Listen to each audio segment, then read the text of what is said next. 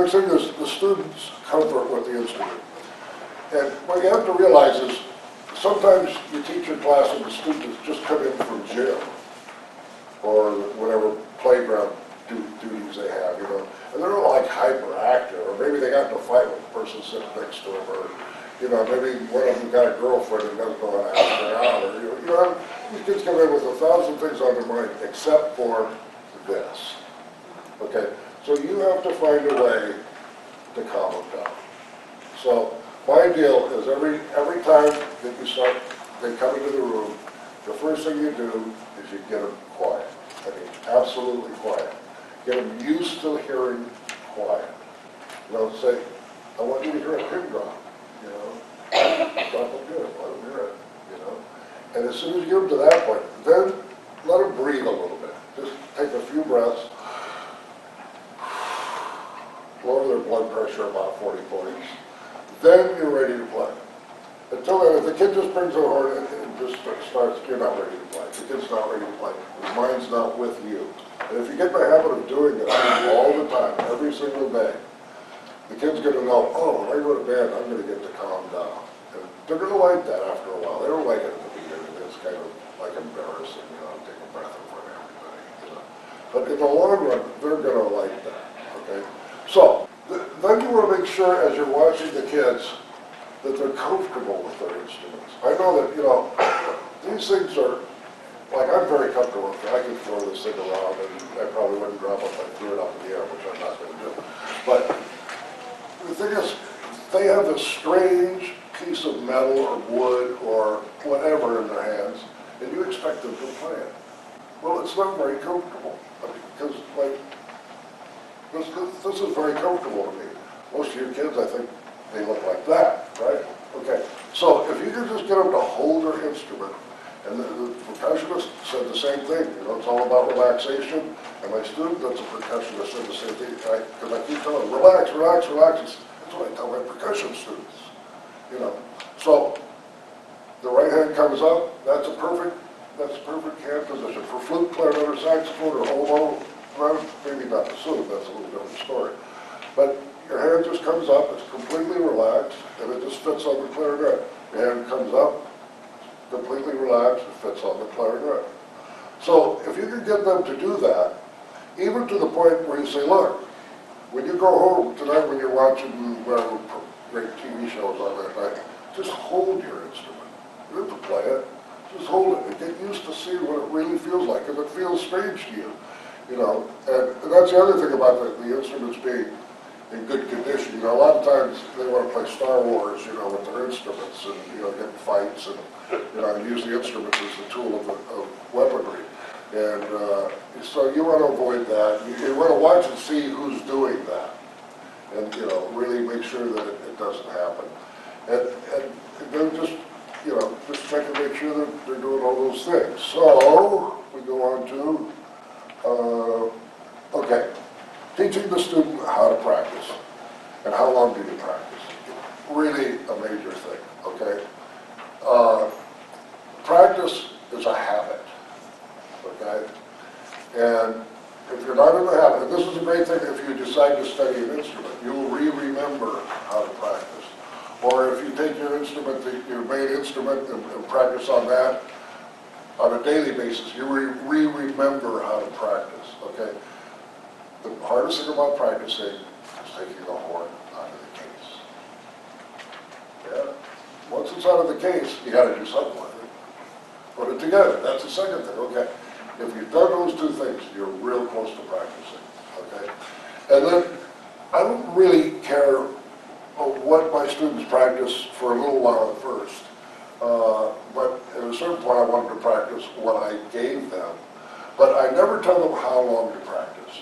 I say, the most important thing is that if you decide that 3 o'clock every day is your practice time, sit down, get your instrument out, and you start playing, okay? If you have a stand, like a clarinet stand, which I didn't bring today, that just keeps the thing like that, and saxophone stand and all that, the thing's already together. So all you have to do is want to ready to go. But the next thing is, as I tell them, just start practicing. And it's the habit of practicing that's important, not the length of the time. And know, my teacher said, you gotta practice a minimum of a half hour. And when I was fourth grade, I couldn't practice a half hour. I mean, there wasn't enough stuff that interested me for a half hour that I could do that.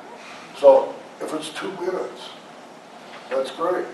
And my theory is if you can practice 2 minutes, someday you're gonna be practicing, and all of a sudden you've practiced 5. And you go, wow, how'd I do that? And then it goes from there. You practice 5 for maybe a week or 2, all of a sudden you start to practice 7 minutes. You know, because to me, sooner or later, it's got to catch you. If that's the instrument that's made for you, if that's the one that, you know, I mean, we have personalities. There's certain people that shouldn't play trumpet.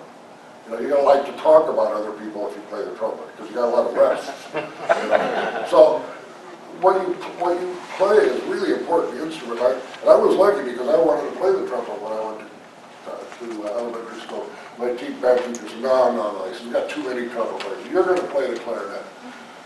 Turned out to be my personality. So it was good for me. And, you know, I play multi-woodwinds, I play oboe too.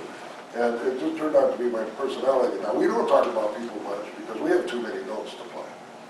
We do it, you know, somewhere else. But, so the kind of instrument is really important. And if the student is interested in playing and they have the right instrument in their hand, they will figure a way of practicing. They will figure a way of learning the notes you want them to learn. And they will excel.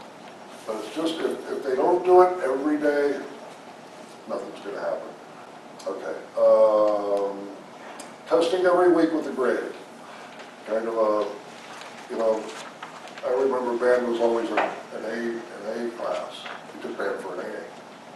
You know, but you don't take shop for an A. You don't take math for an A. You don't take history for an A. You don't take anything else for an A. Why should you take an instrument for an A? So immediately you're going to lose some students, but in the long run you're going to have a great sounding band, and everybody's going to want to be in the band. Okay, so you're going to have to maybe not. Maybe everybody will go along with that idea. But I think in the beginning, you give the very first week. So since we have so many elementary school teachers here, you teach them one note the first week. And if you can get them to get their instruments together, put the reed on, and play one note the first day, you've done a big job, okay? But the next week when they come back, make them play the note alone. Okay? Everybody in the room listen to them, okay? And that's how you get kids like knowing who can do what. And that helps you know who can do what. Now, for the high school teachers, when you get down to your second or third clarinets and somebody can't play anything and you're going to the festival, you say, yeah, I got to clean this thing up. But if you don't ever play alone, you'll never know what you have to clean up. Because I can't tell what the third clarinet players are playing if they're playing with everybody else. Okay? So you really, I think, my opinion, and I know a lot of educators that disagree with this, is it's not an A class, and you have to test your student every single week and give them a grade. You know? Okay. Parental involvement. That starts in 4th grade. That doesn't start in high school. I know most high school have band boosted clubs, and they buy them uniforms, and they help, you know, with different things. But right from the beginning, I think that's the only way to get the parents interested in what you're actually going to do with the kids.